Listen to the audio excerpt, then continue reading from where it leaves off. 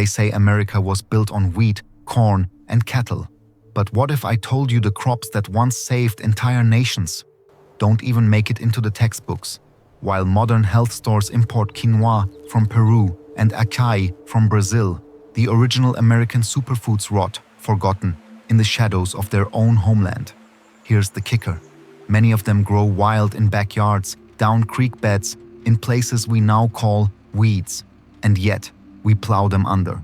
We pave over their roots. We forget the names our ancestors whispered over firelight. Why? Because history was edited, not just with ink, but with seeds. The fields were cleared not only of people, but of their food too.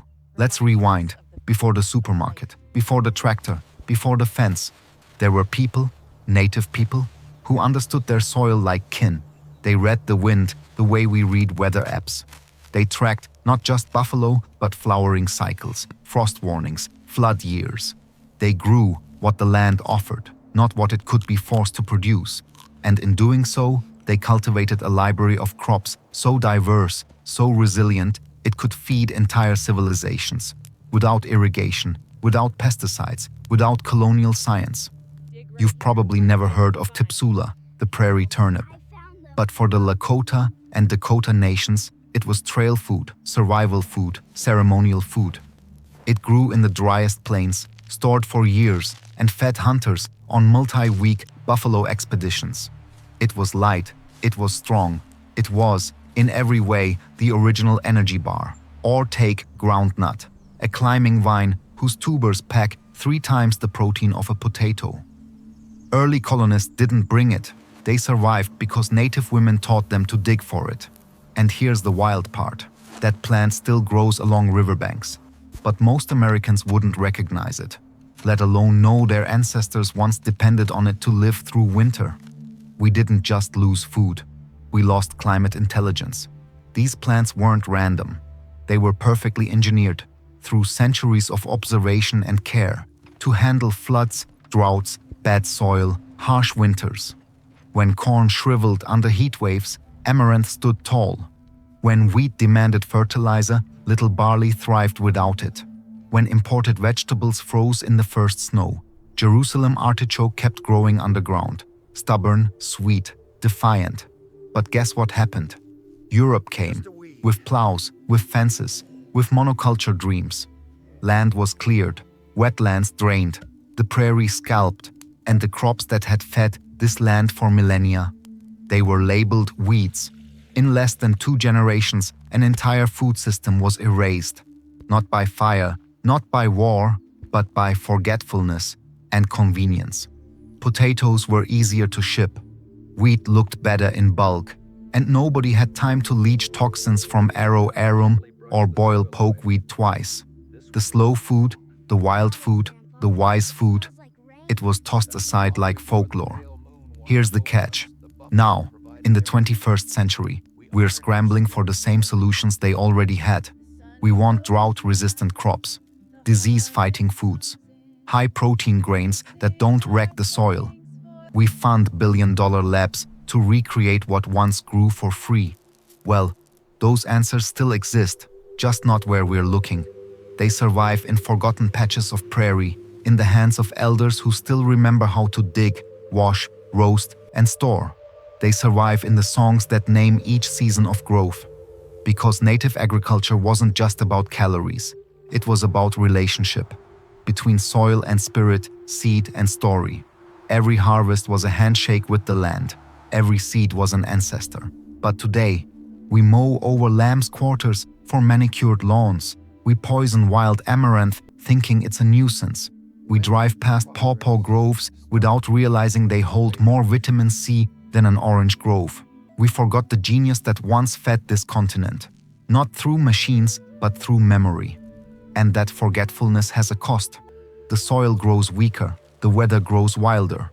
Our diets shrink while the earth itself hungers for balance.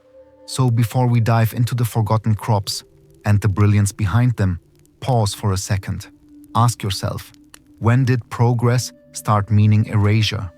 And what else did we bury when we buried the seeds?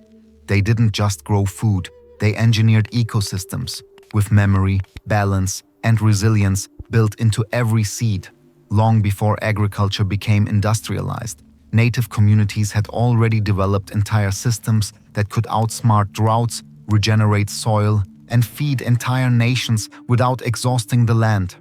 These systems weren't written in textbooks. They were sung, traded, remembered, passed from grandmother to granddaughter, from harvest circle to hunting trail. And they weren't just about survival, they were about mastery.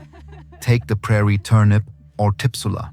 This small root grew wild across the plains, but its harvest was anything but random. Women knew exactly when to dig. Not too early when it was bitter, not too late when it turned woody. They sliced it thin and dried it in the summer sun. Once hardened, it could last for years without spoiling. That meant you could carry it on buffalo hunts, store it for brutal winters, or grind it into flour for thick, protein-rich soup. It wasn't just a food, it was a strategy. Now compare that to our modern system.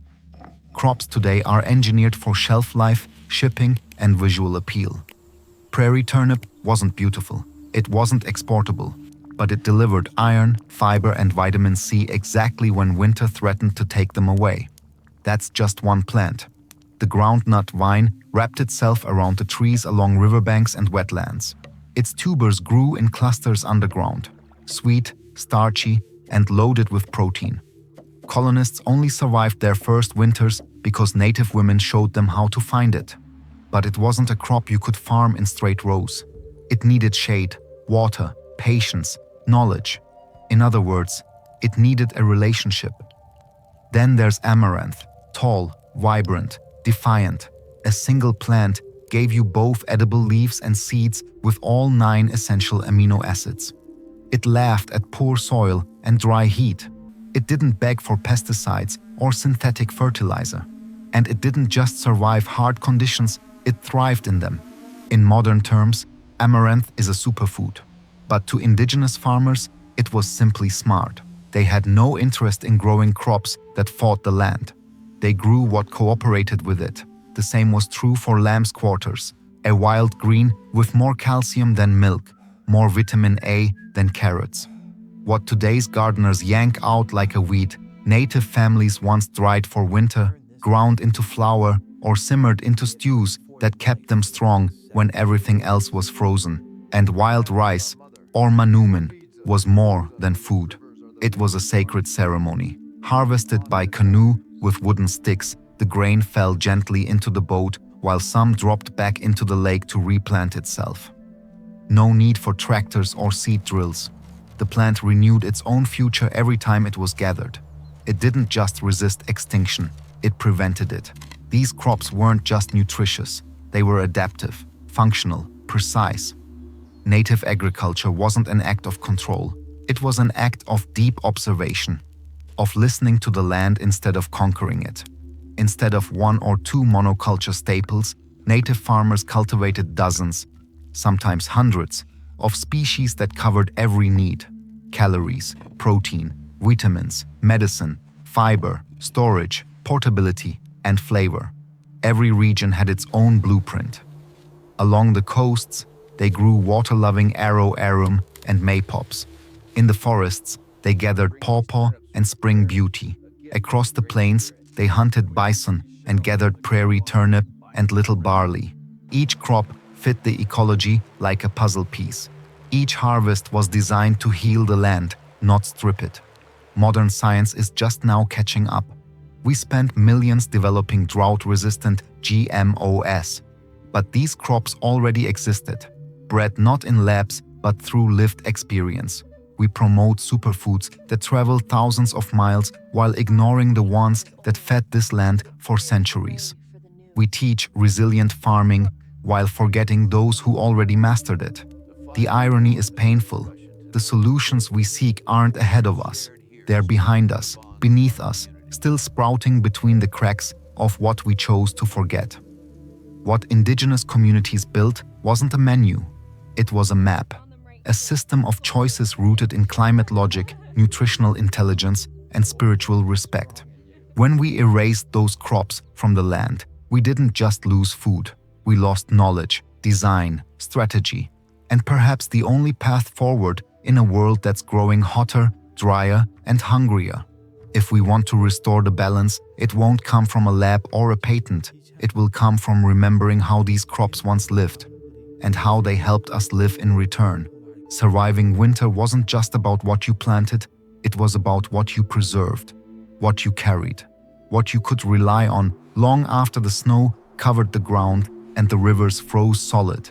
And native communities across the continent had tools, not just physical but cultural, that turned wild harvests into reliable survival systems. Let's start with pemmican. It wasn't just a food, it was a breakthrough in long-term energy storage, made by drying thin strips of bison meat in the sun until they were nearly weightless, then pounding them into powder and mixing them with melted fat and dried berries. Pemmican could last for months, even years, without refrigeration. It packed protein, fat, and fruit sugars into dense, portable bricks. Hunters carried it on buffalo trails. Families stored it for when food ran out. And it wasn't bland. The dried chokecherries or blueberries added flavor, fiber, and nutrients modern energy bars would envy. That was one method, but far from the only one. To store fruits like pawpaw, persimmon, or wild plum, native families turned to sun-drying and smoke-curing. They would slice fruits thin and lay them over racks or place them near low fires, preserving the sugars without destroying the nutrition. Some turned them into thick pastes.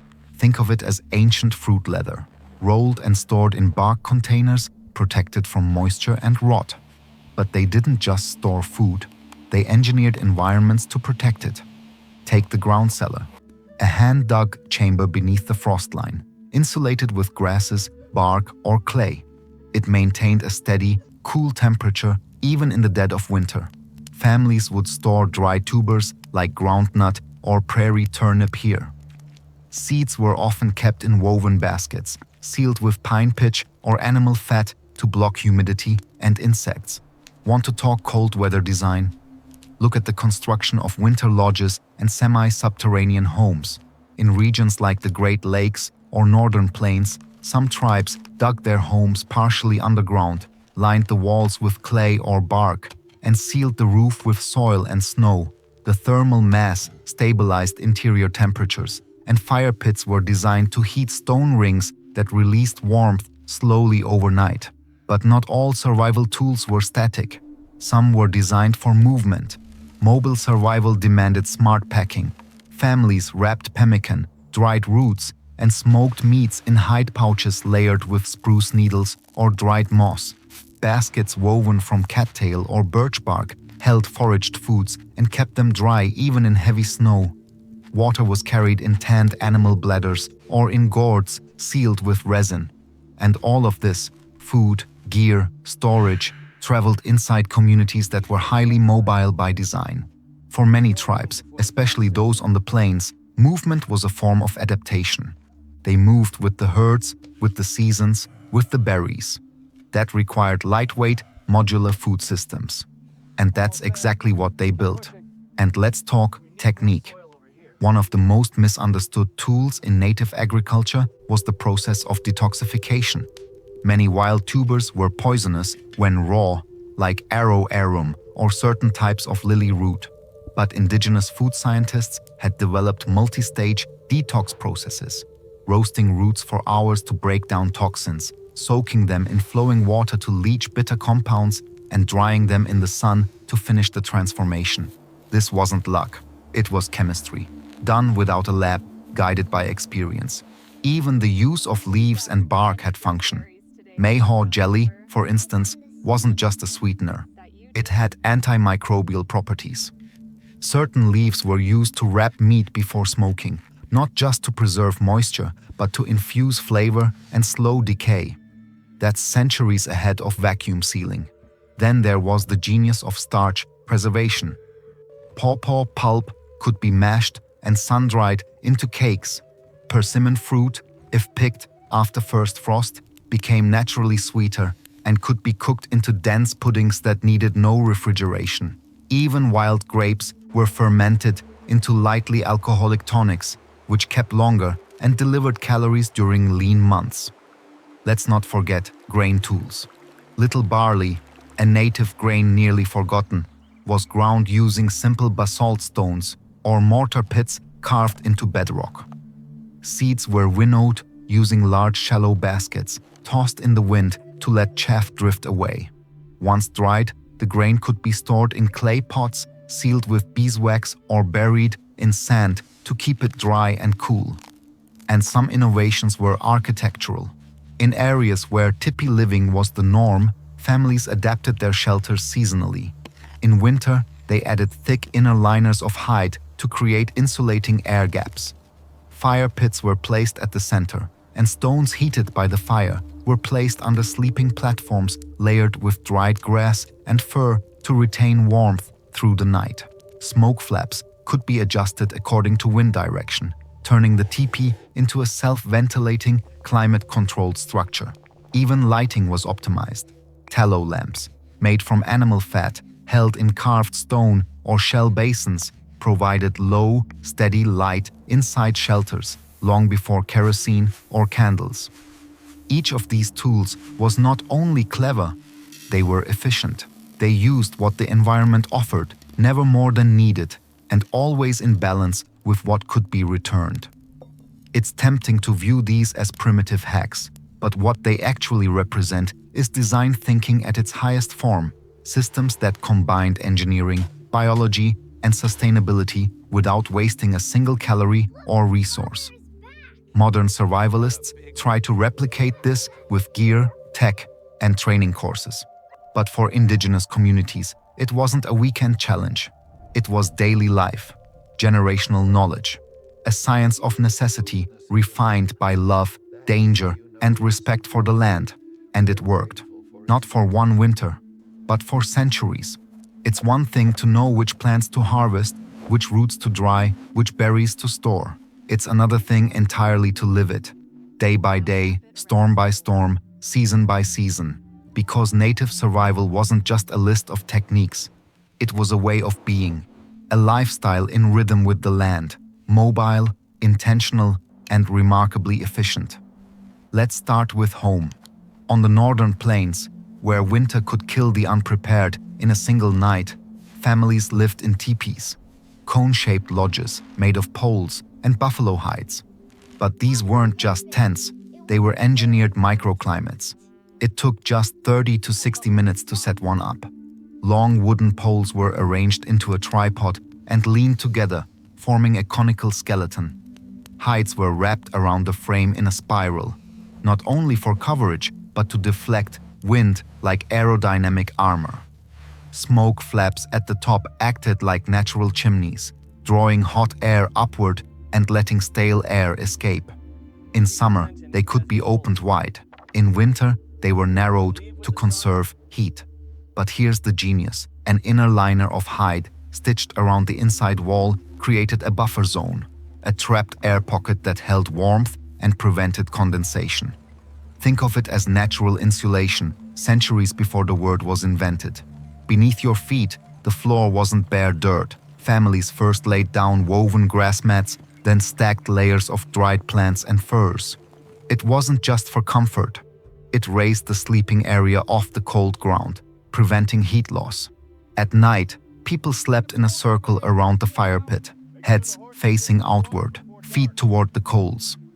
Stones heated in the fire were sometimes wrapped in hide and placed beneath sleeping spots, slowly releasing warmth for hours. The layout wasn't random. It mirrored values: fire at the center, family around it, with space divided by roles and seasons. And it wasn't permanent. Mobility was the strength of this design.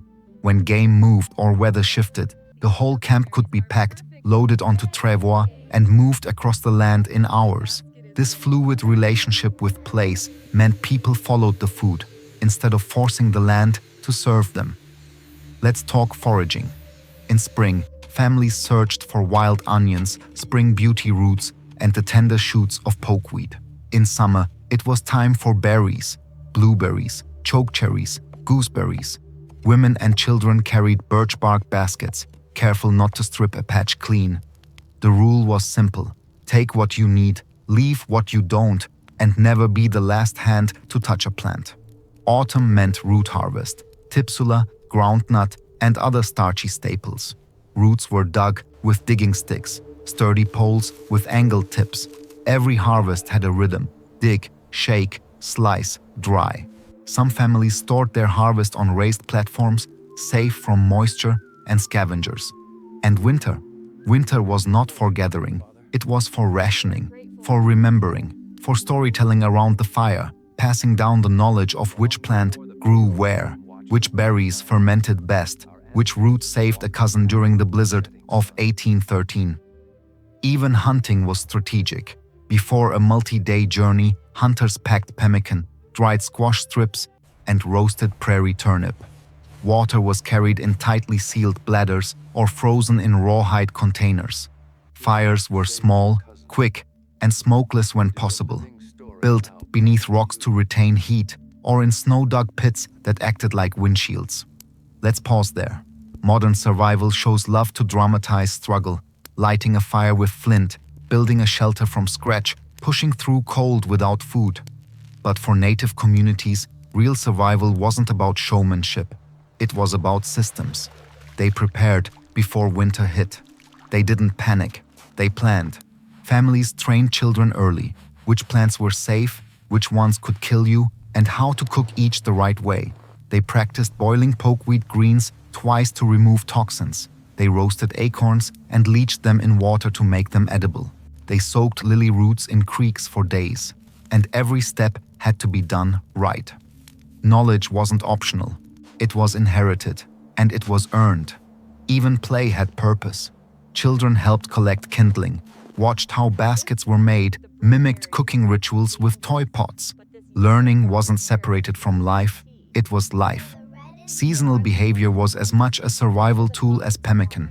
You harvested lamb's quarters when the leaves were young and tender. You waited for frost to sweeten persimmons.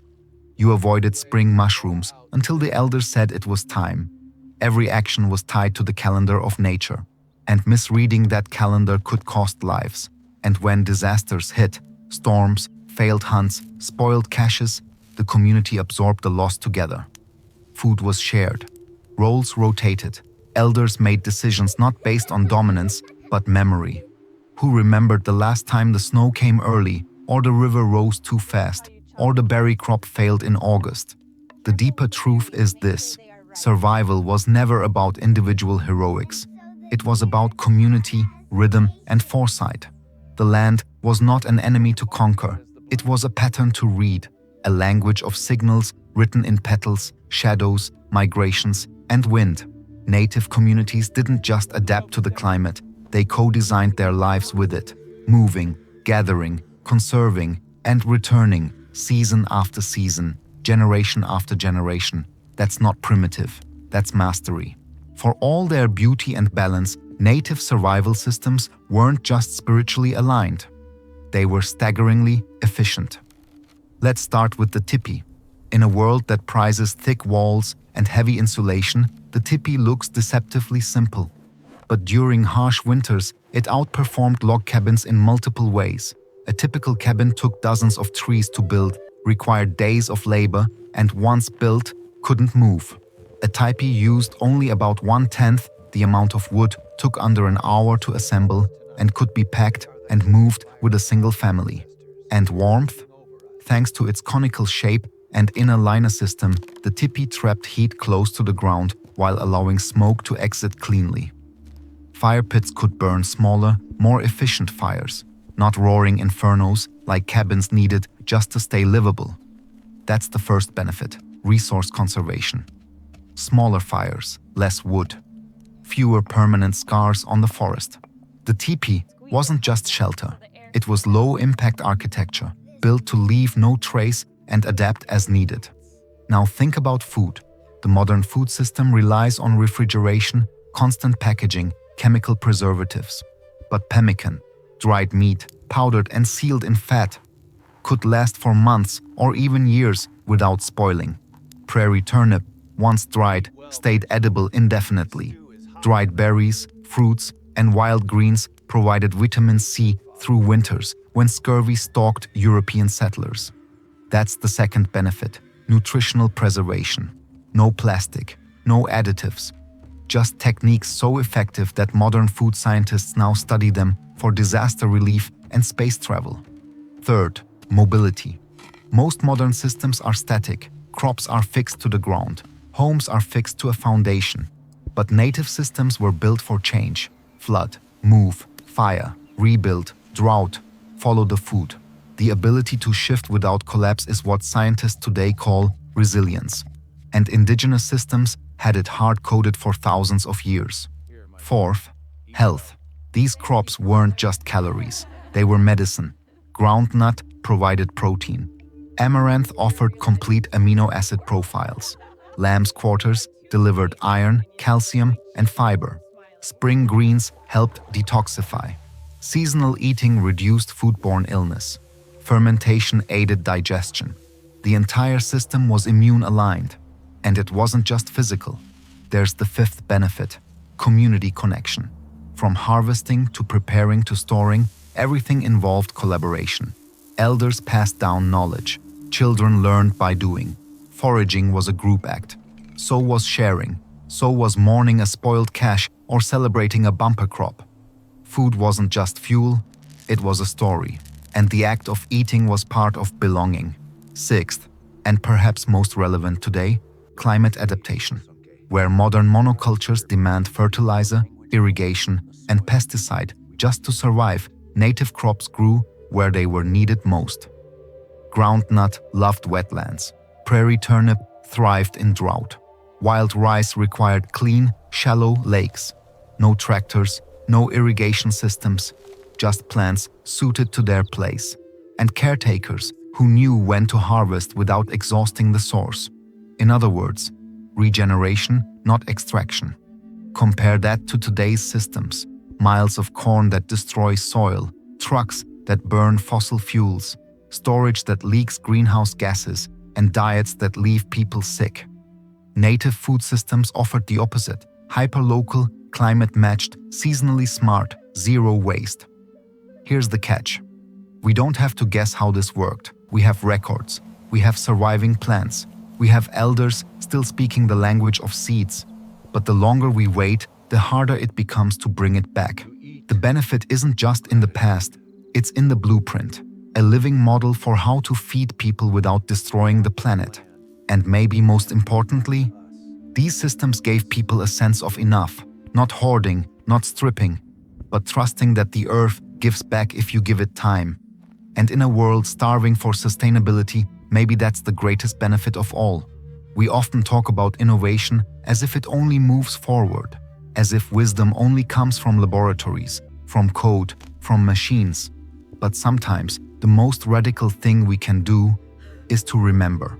Because beneath the soil we walk on are roots, not just of plants, but of knowledge. And those roots don't just belong to the past. They are alive, still pulsing with the memory of how to live in balance with the earth.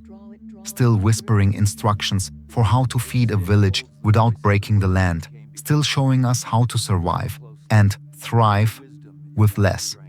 The genius of native food systems wasn't just in their diversity or efficiency, it was in their philosophy. They understood that nourishment wasn't just a transaction, it was a relationship, a dialogue between land and people, season and seed, harvest and humility. Every plant had a story, every story had a lesson, and every lesson came with responsibility. To harvest without greed, to plant without force, to eat with gratitude, and to give back, always, more than you took. These weren't romantic ideas, they were survival principles, enforced not by laws, but by cycles.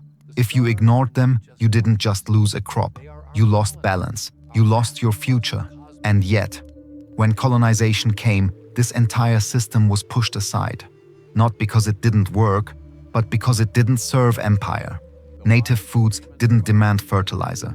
They didn't create dependency. They couldn't be patented. They grew freely, abundantly, and in harmony, which made them dangerous to a world built on control. So they were renamed, reduced, replaced. What was once seen as brilliance became labeled primitive. What once saved lives was turned into weeds. And the hands that once fed nations were cut from the fields. But here's the truth. This knowledge didn't disappear. It was carried. In songs, in stories, in silent practices that continued even when forbidden.